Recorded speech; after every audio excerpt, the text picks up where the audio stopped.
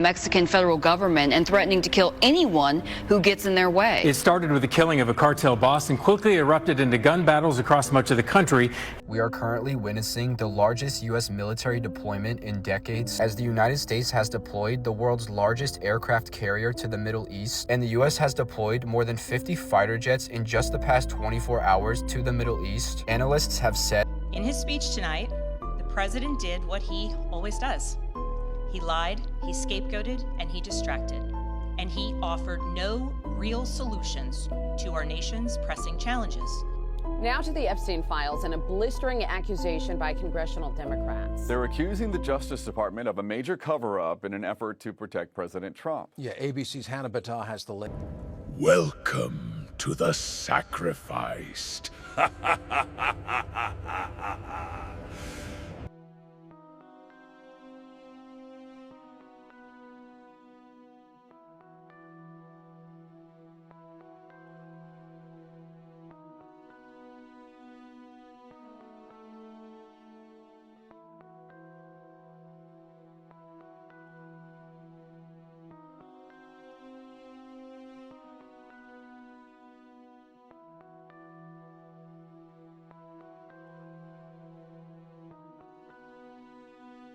What is notable right now as I'm watching the president, look at this, Al Green, Congressman Al Green holding up a sign. I believe I'm looking at it right now. It said something in reference to apes. Black people are not apes, in reference to that post that the president had on his social media account, a racist post that was offensive. That clearly a sign of protest there. Also notable as the president's making his way down toward the Supreme Court justices, David, is some Democrats didn't even bother to turn around as the president entered the House chamber tonight, and Democratic leadership, notably Hakeem Jeffries, was seated.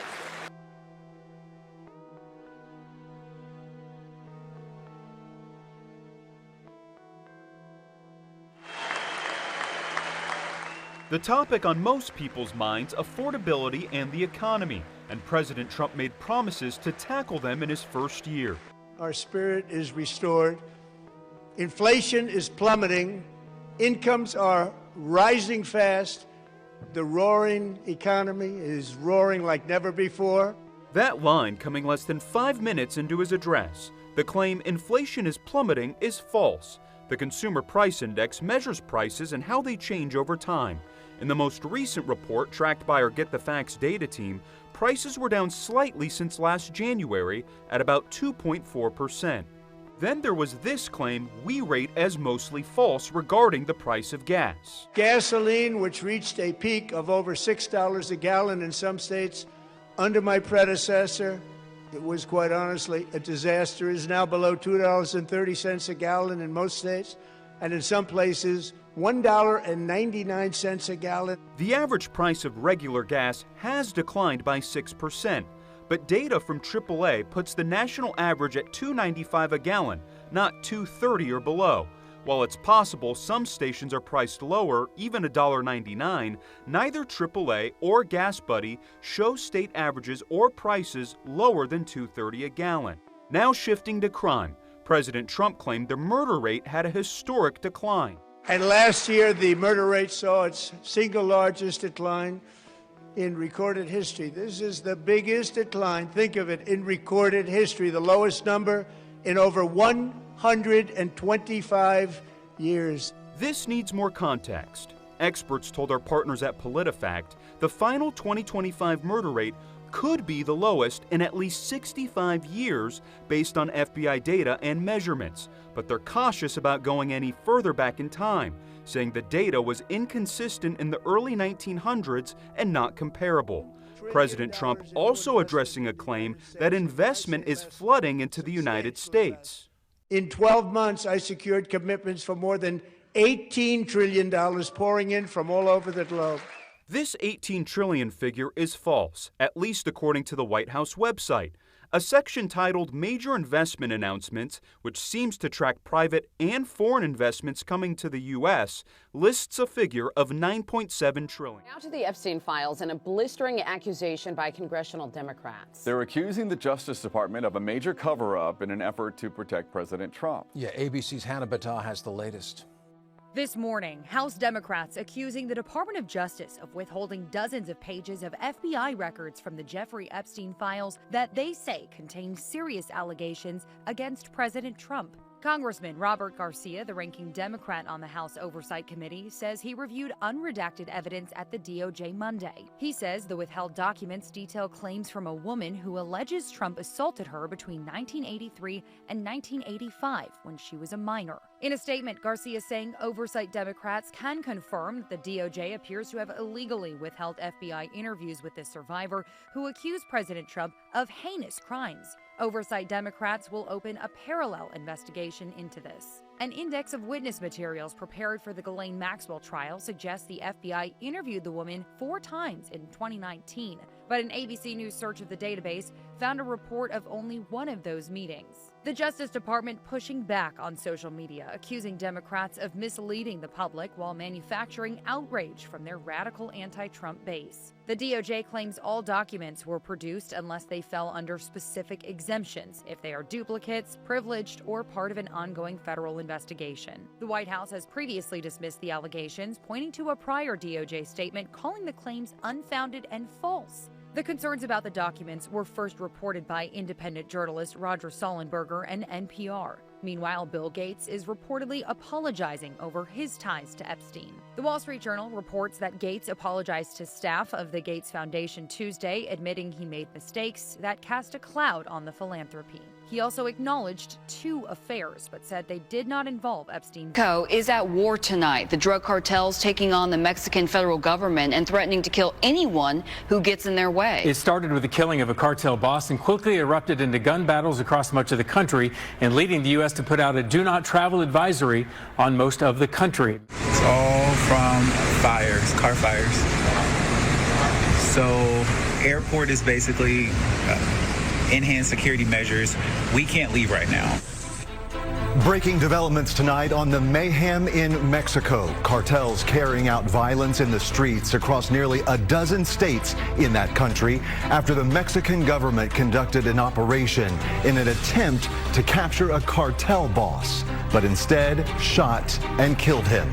Well, those are horrific images of the burned out buses and other attacks that the cartels have been initiating there just to blow off some steam, and they're taking innocent civilians in the process. Yeah, turf war. Yeah, let's hope we do not see that kind of thing in this country. Chaos then ensued. In response, cartel members torched vehicles, they blocked highways, and forced flight cancellations in and around about a dozen western Mexico states. Americans who are now stuck uploading videos to the web from their resorts showing an eerie scene playing out all around them. And we are getting new video of the response from the cartel. Violent clashes, cars being set on fire, blocking streets. School is now canceled tomorrow in several states, and the State Department has issued a shelter-in-place warning for U.S. citizens. Contra el narco no es opción. No es opción. Primero, porque está fuera del marco de la ley. Todos estos de la derecha que se llenan la boca de las palabras Estado de Derecho y defienden la guerra contra el narco. Pues la guerra contra el narco está fuera de la ley, porque como lo dije o lo he dicho en varias ocasiones, es permiso para matar, sin ningún juicio. Y eso en México nadie o muy poquitos están de acuerdo. Está fuera del marco de la ley. Y segundo, no sirvió de nada más que para aumentar los homicidios en México y el nivel de violencia. Entonces, estos llamados autoritarios, porque son autoritarios, es ir hacia el fascismo. Mexico's president is urging calm. Y lo más importante, the most important thing at this moment is to guarantee the peace and security of the entire population. What are the consequences for being kicked out 2 years in a row from the second union? The consequences were of no consequence to me. You have to take a stand.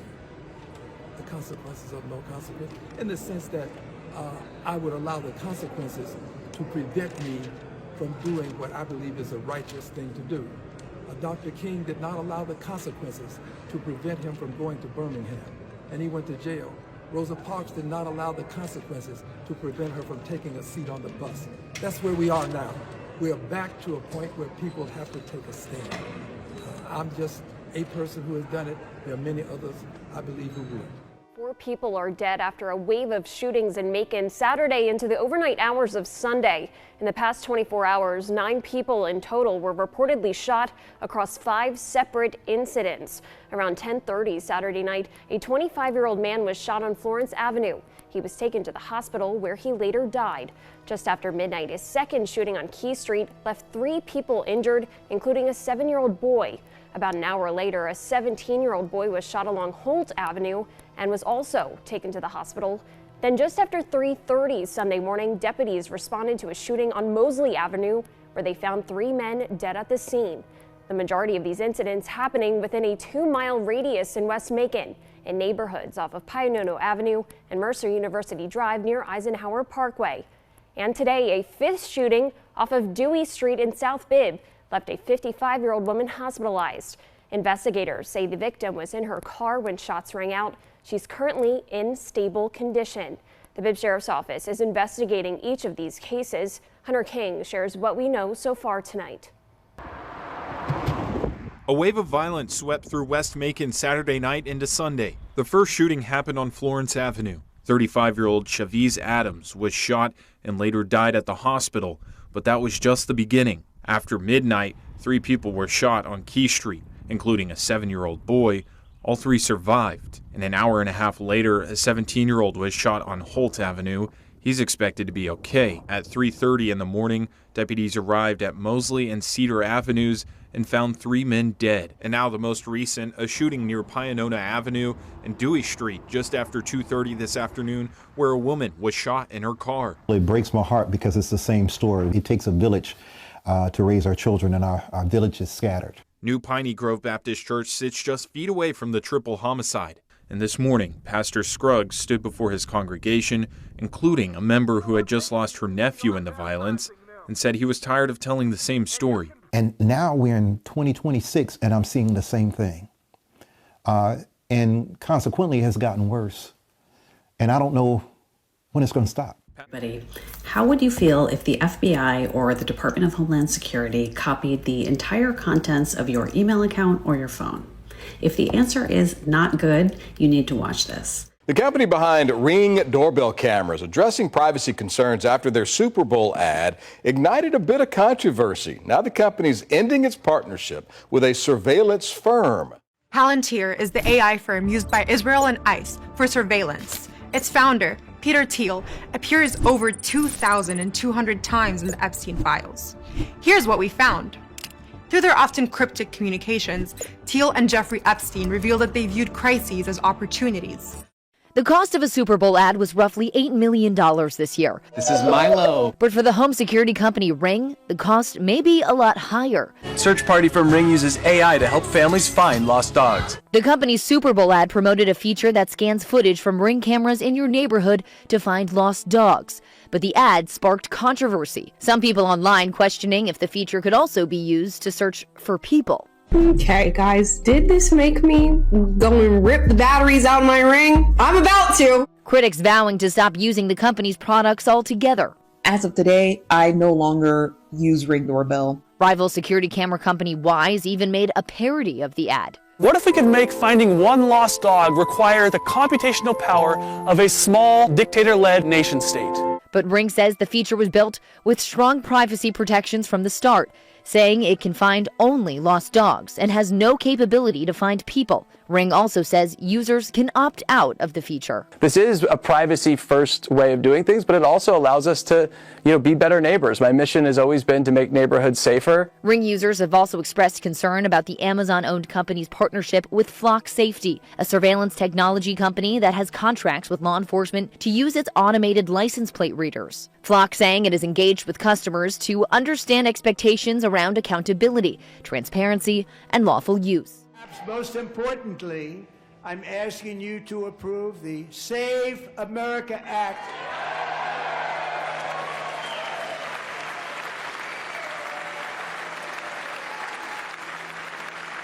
To stop illegal aliens and others for unpermitted persons from voting in our sacred American elections. The cheating is rampant in our elections. It's rampant. It's very simple. All voters must show voter ID.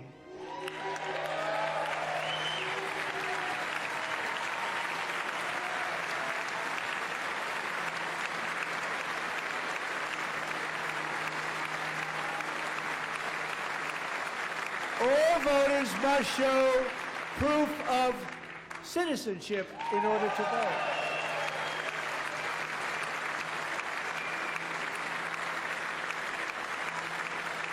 And no more crooked mail-in ballots except for illness, disability, military, or travel.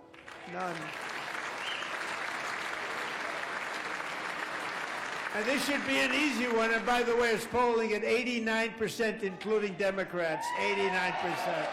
We want to force everybody to use a passport inside their own country because that way the only valid passports will end up being owned by Republicans. That's what this whole voting registration bullshit's all about.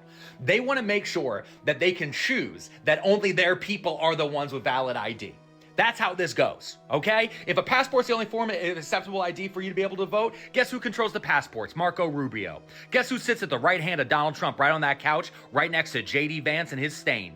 It's Marco Rubio. He's sitting right there. He's the Secretary of State. Secretary of State's in charge of passports. Secretary of State can go over to a switch on a board and just go ahead and mark that every single Democrat in this country has an invalid passport. That's how that goes, and that's how that will go the second you let them do this.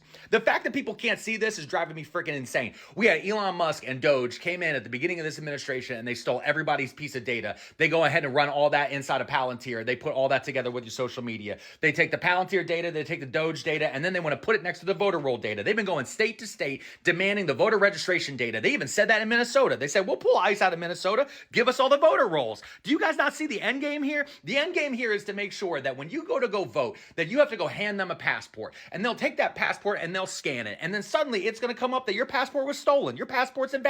We have questions about your passport. And then, oh, look at that. Suddenly on election day, because we're only going to allow people to vote in person at election day at those exact polling places for voter safety bullshit. Suddenly, all these people are going to get turned away from the polls. Suddenly, all these people aren't going to be able to go vote and have their voices heard and actually be able to choose a legitimate government because all these people are going to be declared individually themselves as illegitimate. And when you say to me, how can you think that this would even happen? What's the possibility? What's the precedent for this? Oh, I don't know. The story of black people in the South from 1865 to 1965. How do you not know that everything they're trying to do is an exact fucking thing that they did to black people for 100 fucking years in front of everybody's goddamn eyes, and to the point we had to send the military down there to actually make sure that some votes got counted, and that shit's still getting cooked. That shit's still getting rocked by the same exact Supreme Court that has been installed by the same exact illegitimate government. Over and over and over again, we got to sit through this bullshit time and time again to learn the same exact lessons that y'all wouldn't have to fucking relive if you would just read one fucking book. Well, I just made the biggest mistake probably that I've ever made in my life. Last night, couldn't sleep, looked at the files, started with documents, moved on to video, and my God, bloody hell. We're living in bloody hell. I had to stop because I can't unsee what I saw. In my life, I've watched horror movies, not even close. Blood-curdling screams of young kids, the fear in these children. These people are the devil walking earth. The devil is on earth. It was horrible. Unalive children. The idea that they've been unaliving children, cutting up intestines and eating them, unaliving babies, violating these children. I mean, I've never in my life, if you had told me in my wildest dreams, I swear, maybe I'm naive. Am I naive? But if you told me in my wildest dreams that this kind of thing was happening in this country. So 20 years ago, I knew that transgenders was going to be a thing. It wasn't because I was a prophet. It's just I had gotten so much information that I understood that things are secular. So I understood that the earliest I had seen that word transgender was Baphomet, the transgender. And so I knew that in the ritual of Baphomet, the transgender, to show allegiance to him, you had to kiss his ring. Really? And it said both of those things. So I knew that both of those things would become popular in the future, and that somehow calling people the goat would be normalized over the sheep being always the most popular reference. God, we got some good weed, Cat. Jesus Christ. This must be the weed I'm talk. trying to figure out how to jump in on that. Right. Which is my only goal. Because just 2 years ago, they faced a similar storm in Paris. The 2024 opening ceremony featured a segment that parodied Leonardo da Vinci's The Last Supper. The performance involved drag artists and stylized choreography, but in many religious circles, it was seen as an act of disrespect. What followed was a global backlash. The controversy grew so loud that organizers had to issue a public apology. And the IOC, that first step at the 2026 Games has turned controversial.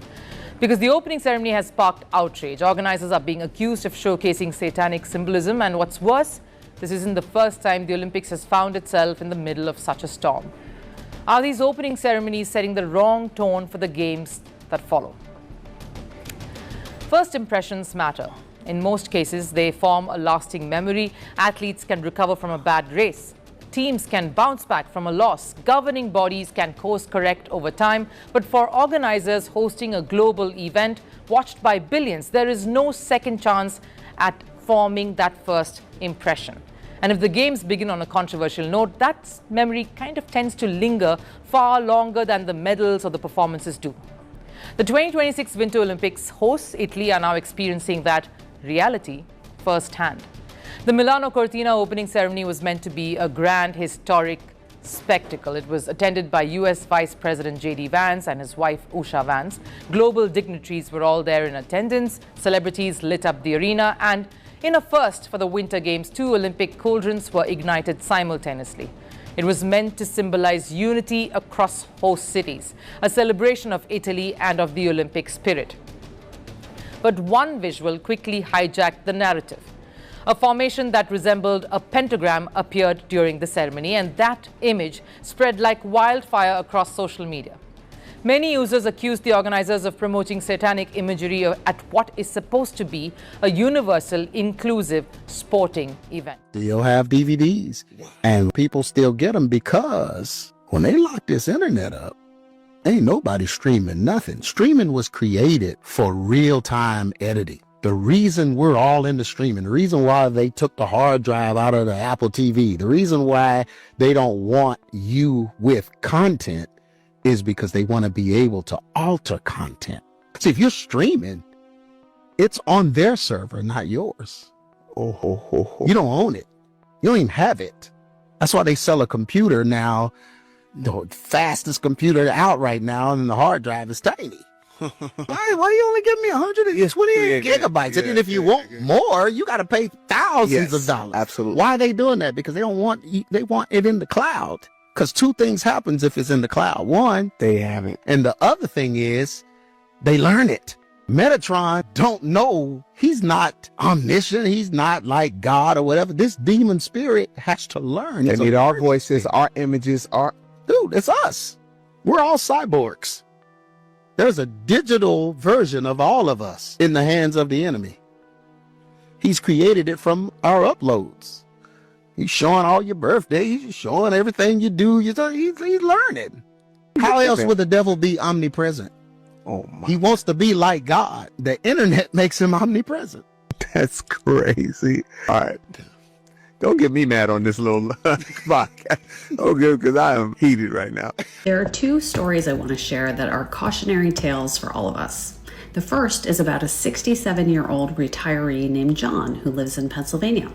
In October, John read a news story about DHS's efforts to deport an Afghan refugee who feared he'd be killed by the Taliban if he returned to Afghanistan. John was worried about the man, so he picked up his computer, opened Gmail, and typed out an email to the prosecutor on the case, urging him to show compassion. He wrote, "Apply principles of common sense and decency." A few hours later, while watching TV with his wife, John got an email from Google informing him that the Department of Homeland Security had served a subpoena requiring Google to turn over the entire contents of John's account to DHS. DHS used something called an administrative subpoena, which does not require approval by a court. This was only the beginning for John.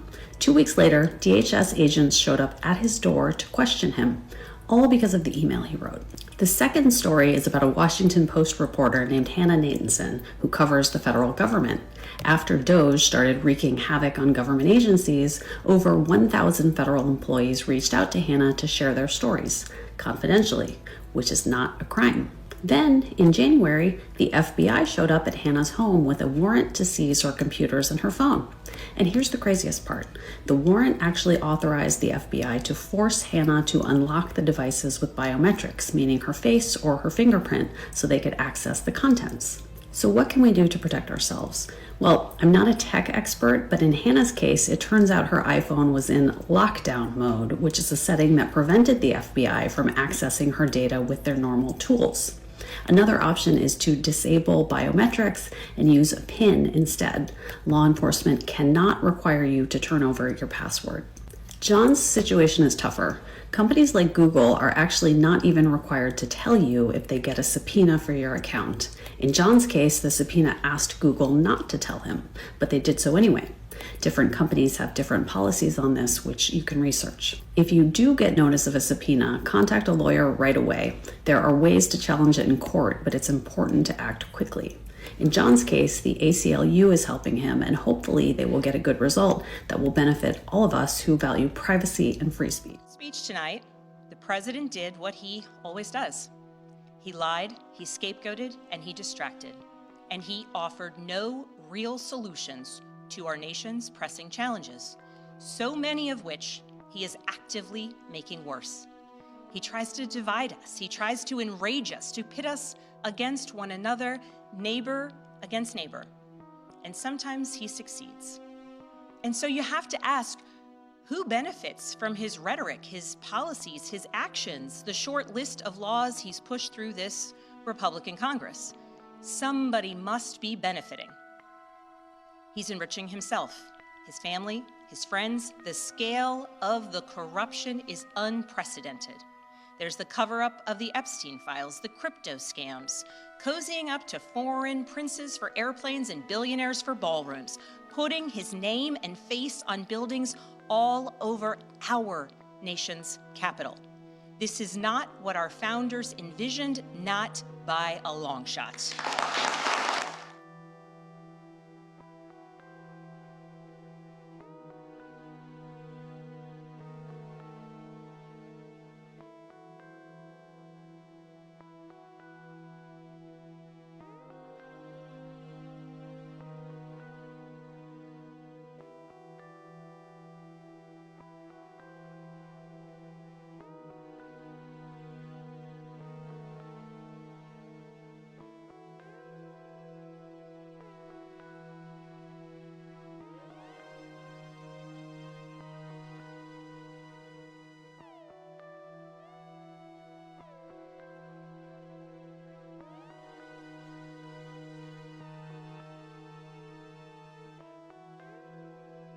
We are currently witnessing the largest U.S. military deployment in decades, as the United States has deployed the world's largest aircraft carrier to the Middle East, and the U.S. has deployed more than 50 fighter jets in just the past 24 hours to the Middle East. Analysts have said that the U.S. military buildup in the Middle East appears to be preparing for direct action against long-ranging targets in Iran, and Iran's leader has threatened to sink U.S. warships. Iran's leader said, quote, "The Americans constantly say they sent a warship toward Iran, adding, quote, "Of course, a warship is a dangerous piece of military hardware. However, more dangerous than that warship is the weapon that can send that warship to the bottom of the sea." The US and Iran have been trying to reach an agreement regarding Iran's nuclear program, but Israeli officials think that an agreement is not going to happen and that US President Donald Trump and his close advisors are seeking to strike Iran. And US Vice President J.D. Vance has said that some progress has been made in nuclear talks with Iran. He says that Iran is not willing to accept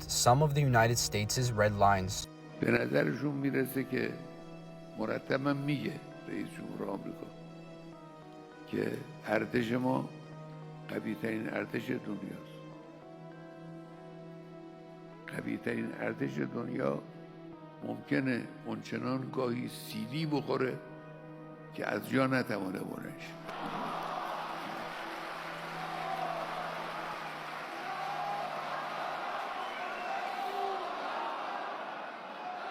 در یکی از صحبت‌های اخیرش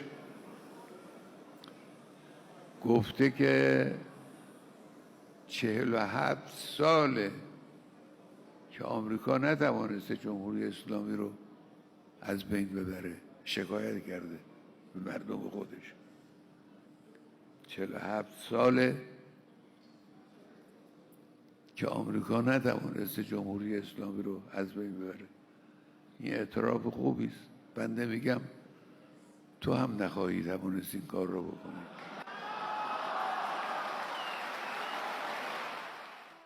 But I don't think the cartels are going to go away without U.S. involvement.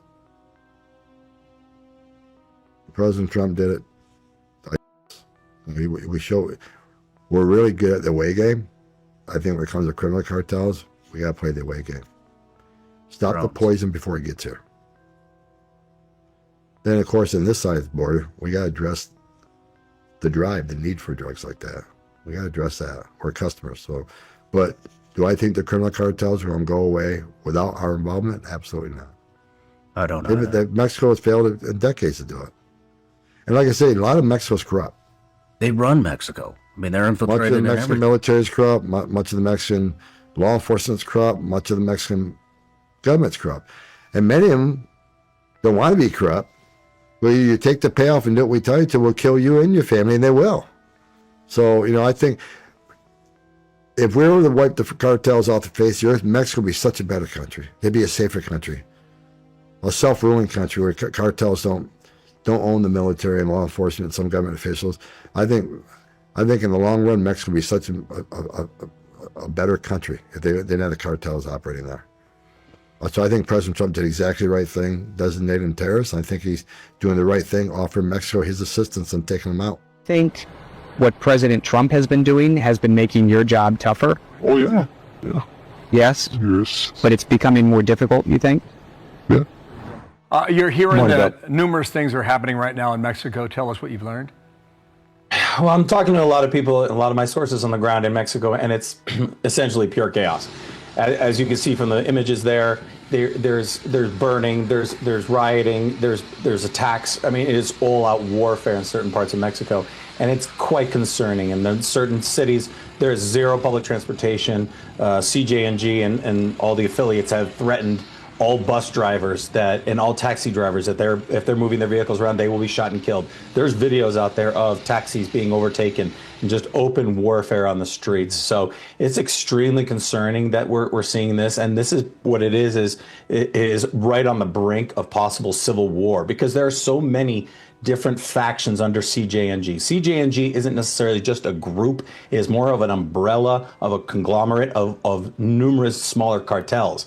Now, each one of these cartels, with El Mencho being taken out, all these leaders of these smaller cartels are all going to try and vie for that top dog spot, and they're going to fight, and they're going to... Kevin Davis, he described this scene as a bloodbath. I've never had a chief describe a scene like that before, and it is just horrific, tragic what happened here, because everyone involved here was related to one another, and there was a 1-year-old child inside the apartment when all of this took place. Fairfax County Police say that they got to the scene here around 5 o'clock this morning. This is the Margate Manor apartment complex. The apartment where all of this took place is shared by a couple in their 50s, their daughter and her husband, who are both in their 30s, and their 1-year-old son. Fairfax County Police Chief Kevin Davis says the father of that 1-year-old was actually outside cleaning off his car when he heard commotion inside the apartment. When he went inside, he told police he found his father-in-law stabbing his wife and her mother. The suspect eventually then turned that knife on the son-in-law. Chief Davis says when officers arrived, the suspect wouldn't drop the knife and an officer shot him. Our officer gave repeated commands, one after another, to this perpetrator, the father-in-law, to drop the knife, drop the knife, drop the knife. Not only does he not drop the knife, but he still proceeds to stab the son-in-law. And here's a look at that knife that police say was used in this attack. The chief described it as a long curved blade that resembled a meat cleaver. The son-in-law is still in the hospital. He's in grave condition this morning. According to the chief, the officer who shot the suspect has been on the force for a couple of years. He will be reassigned to another unit while the investigation is going on, and the body camera video from this incident should be released in about 30 days. We asked police what happened in the moments leading up to this violent attack. They told us that that is all under investigation. They say that they do need the public's help in this case. They say they're trying to learn more about this family. So if anybody knows. I want to draw attention to this story by Courier correspondent Nina Burley called Protect Source that she published last week. What she uncovered in her reporting is now making a lot more traction because NPR is reporting the same story right now. And this is about Epstein files that clearly the Department of Justice does not want the public to see.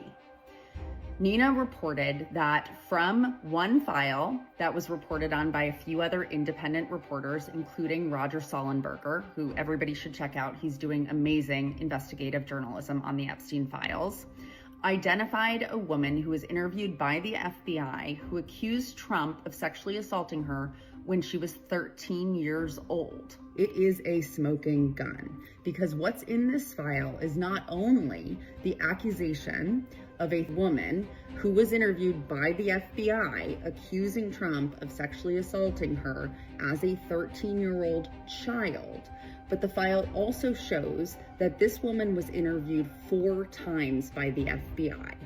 This is the only testimony that was released. And remember, once it was released, the DOJ then went back, deleted it, and had to republish it when it started to get some attention. The file notes that there are 3 other interviews with the FBI and transcripts with this witness that have not been released by the Department of Justice. It also shows that this woman, this witness, her testimony to the FBI was used to actually prosecute Ghislaine Maxwell, which means that the FBI deemed her a very credible witness. Now, we know that this is the biggest cover-up in American history. This is thousands of times bigger than Watergate. We have the Department of Justice involved. We have the FBI involved. We have the president himself mentioned 1 million times in the Epstein files, and we have millions of files that still have not been released to the public, even though the president signed a law stipulating that they needed to be released to the public by December 27th of last year. So the Department of Justice is deep, deep in the mud of covering up enormous. Are Republicans so interested in Bill and Hillary Clinton? It's because they're trying to distract from the fact that Donald Trump is in the Epstein files thousands and thousands of times. In those files, there's highly disturbing allegations of Donald Trump raping children, of Donald Trump threatening to kill children. So I encourage your press to go look at these allegations, and I'm highly disturbed that Deputy Attorney General Todd Blanche just got the law wrong. Yesterday, he said, essentially, that it is not a crime to party with Jeffrey Epstein. Well, that's actually not correct. If Jeffrey Epstein was human trafficking minors for these sex parties, and you show up and patronize the establishment at that party, yes, you're guilty because patronizing is part of the law, the federal sex trafficking law. So Deputy General Tablan just got that wrong, which maybe explains why they aren't investigating all these folks, including Donald Trump. He needs to read the law and investigate these people. He also needs to resign, not only for not knowing the law, but a massive, not only screw up, but the biggest privacy violation in history. So let's talk a few facts about these January 6 felons that should still be incarcerated because they went through the process, but because they were doing things on his behalf, of course, he wanted to let them go. So they released more than 1,000 people who participated in the insurrection on this government, many of whom had previous criminal records, like Mr. Theodore Mendenforth, who was convicted of predatory criminal sexual assault of a child, or Mr. Peter Schwartz, who had 38 prior convictions, including one where he beat his wife by repeatedly punching and biting her. Trump also pardoned Mr. David Daniel, who was convicted of production and possession of child pornography. Trump also pardoned Mr. Daniel Ball, who, quote, threw an explosive device that detonated upon at least 25 officers during the Capitol riot. He also had a record for, quote, domestic violence by strangulation. I'm not done. Trump also pardoned Mr. Andrew Taki, who sent nudes to an undercover law enforcement officer who was posing as a 15-year-old girl. Mr. Casey Hopkins also received a pardon from Trump, and Mr. Hopkins was convicted of forcible rape. According to court records, he, quote, had forcible intercourse with the victim, choked her to the point of impairing her vision, banged her head into a wall, and urinated into the victim's mouth as he humiliated her. These are the people that he decided to release in the streets of D.C. So if anybody does need to clean up D.C., I would agree it is this man, because he is the one that is causing half the crime that we have. And if I did say that I had one issue with the Biden-Harris administration, it is the fact that they did not move forward and make sure that this man was put where he should have been put. Because the last time I checked as a criminal defense attorney, and Mr. Attorney General, you may have a different experience, but I never had a defendant that had 34 convictions for felonies and did not spend one day in jail. Never in my life. And the last time I checked, the party of law and order is the only one that decided that they would be out of order and decided to nominate someone who was not only indicted but was actually convicted of multiple felonies. That has never happened in this country, and it is a shame that we are dealing with it now. More national news now as more details are uncovered in the Epstein files. Some parents across the country and right here in Utah are concerned about a possible connection to a photography company used by a local school district and the late convicted offender Jeffrey Epstein. Now, ABC4's Jake White joins us live from Weber County with more on this alleged connection and why it has parents so worried. Jake, what are these parents saying? Well, Lindsay, I do want to make it clear that this is not just a Weber County problem. This issue is all across the nation when it comes to this photography company. But why exactly? And we're going to get right into that. So this all goes back to a man by the name of Leon Black, who was the CEO of Apollo until 2021, when he stepped down amid backlash over his relationship with the late convicted offender Jeffrey Epstein, as well as newly released files showing that Black had sent tens of millions of dollars to Epstein over the years. So, Lindsay, how does this all connect to our local schools? Well, Apollo is a private equity firm that owns Shutterfly, and Shutterfly owns Lifetouch Photography. Lifetouch Photography is known for taking yearbook pictures of grade school children all across the country. And this week, parents here in Weber County got an email from Weber County School District stressing that the school's yearbook photos are safe and that Apollo had no access to student photos or data. In June 2014, Thiel said that creating a mess in the rest of the world could limit U.S. intervention.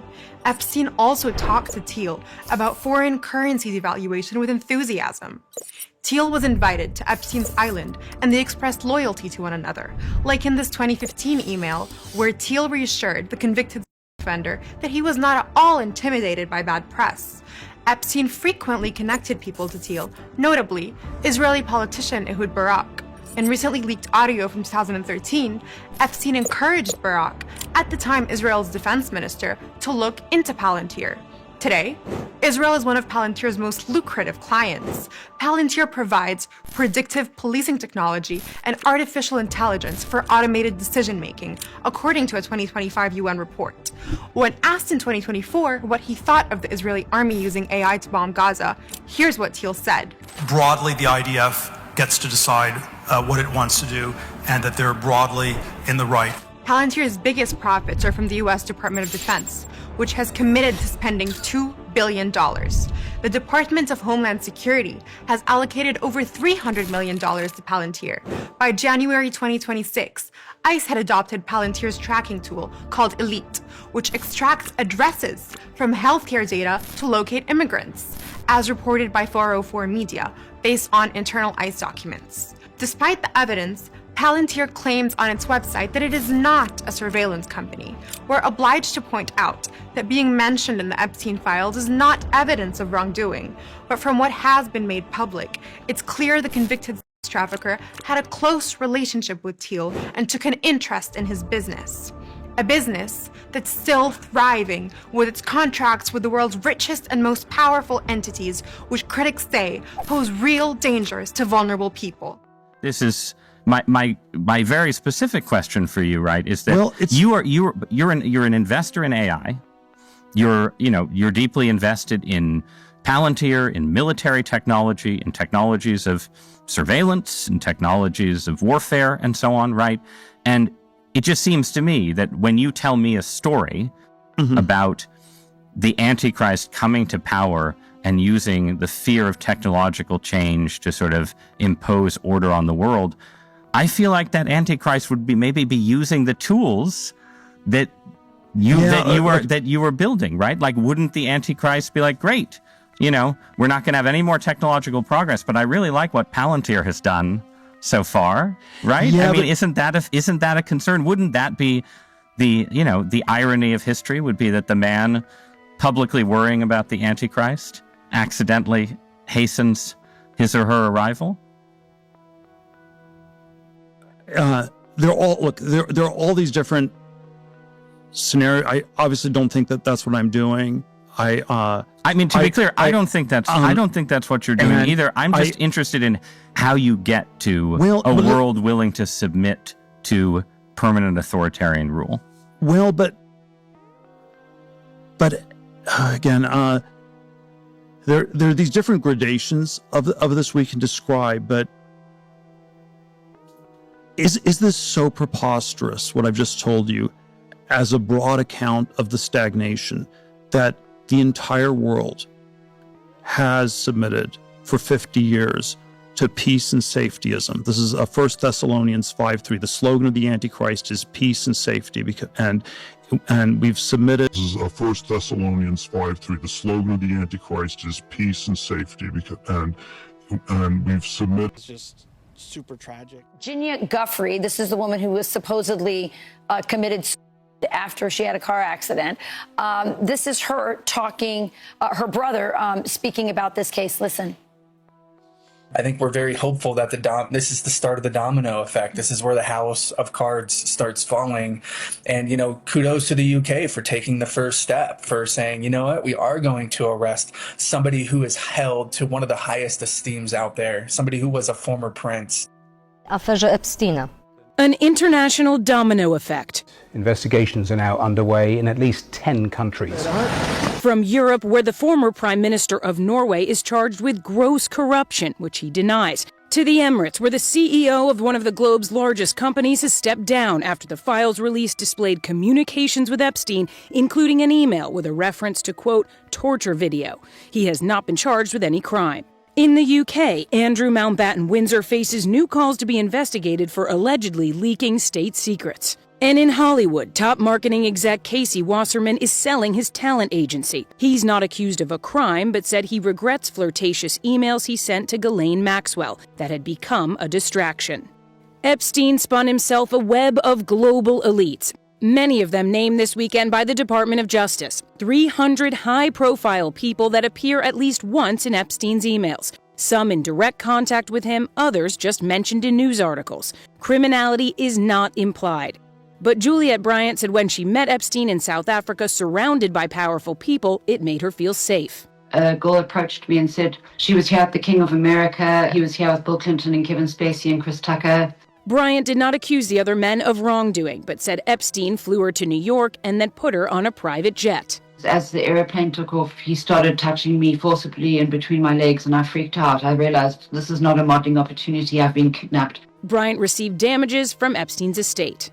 In the last few weeks, Juliette, we've seen people like royals, prime ministers, people in positions of power face real consequences. How do you feel about that? Well, I think it's amazing that they're all being exposed, but I just would like to see them all held accountable. Sir, can we ask you America first or Israel first? Israel first. Israel first? Yes. Before America? No, of course not. You fat penguin? That's what know, you have to in say? these halls, you're going to get in a lot of trouble. You're a buddy. fat, disgusting penguin, sir. No, you're a loser. You're a fat, and disgusting you're a penguin. loser. You're the You're a biggest fat, loser that disgusting ever penguin. existed. All you guys are losers. You're a fat, You're disgusting losers penguin. that hate America and hate Jews. You're a fat, disgusting penguin, sir. You're a How fat, do you feel about disgusting... Palestine again? Can you let us know? I am Syrian. I'm not. Nobody gives a shit, right? You said nobody Can you gives a repeat? shit, right? What? Pal, I'm leaving. You don't have the right to harass people in these halls. We're just asking you a question, sir. You cursed at us, bro. I did not curse. You said nobody gives a shit. We didn't curse at you. We treated you respectfully, fat boy. I didn't curse You said at you nobody guys. gives a shit. You didn't say that. Tensions are high in the Middle East this morning amid the standoff between the U.S. and Iran over that country's nuclear program and future ambitions. The Pentagon has deployed more than 120 aircrafts to the Middle East, in addition to the USS Abraham Lincoln Carrier Strike Force in the Arabian Sea. And of course, the world's largest aircraft carrier, the USS Gerald Ford, is on its way. President Trump said this week that the Ayatollah has at maximum 2 weeks to reach a deal before, quote, bad things happen. At a ceremony honoring Iran's Paralympians on Saturday, Iran's president says his nation will not back down.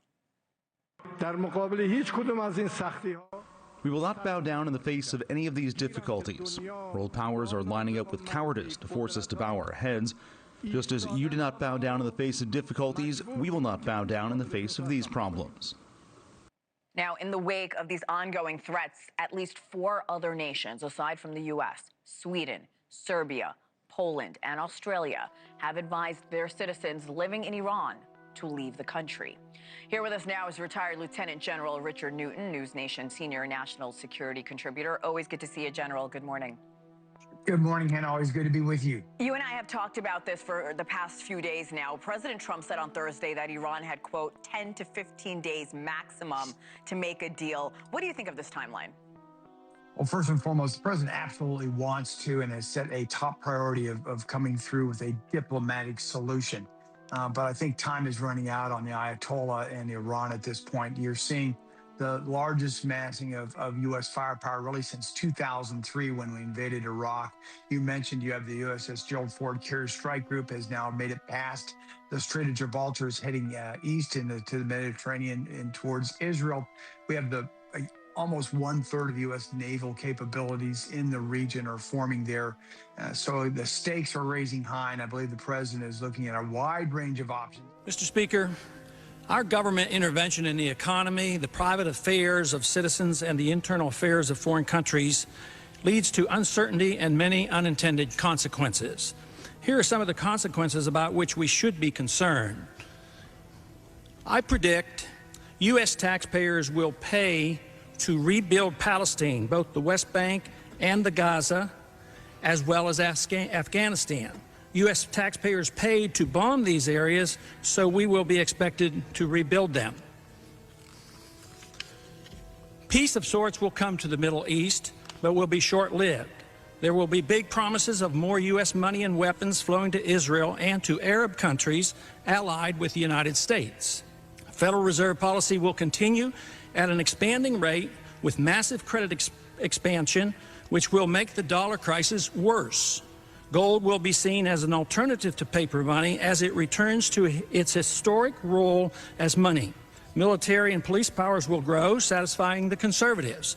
The welfare state, both domestic and international, will expand, satisfying the liberals. Both sides will endorse military adventurism overseas. During the next decade, the American people will become poorer and less free, while they become more dependent on the government for economic security. The war will prove to be divisive, with emotions and hatred growing between the various factions and special interests that drive our policies in the Middle East. Agitation from more class warfare will succeed in dividing us domestically. And believe it or not, I expect lobbyists will thrive more than ever during the dangerous period of chaos. I have no timetable for these predictions, but just in case, keep them around and look at them in 5 to 10 years. Let's hope and pray that I'm wrong on all accounts. Just in case, keep them around and look at them in 5 to 10 years. Let's hope and pray that I'm wrong on all accounts.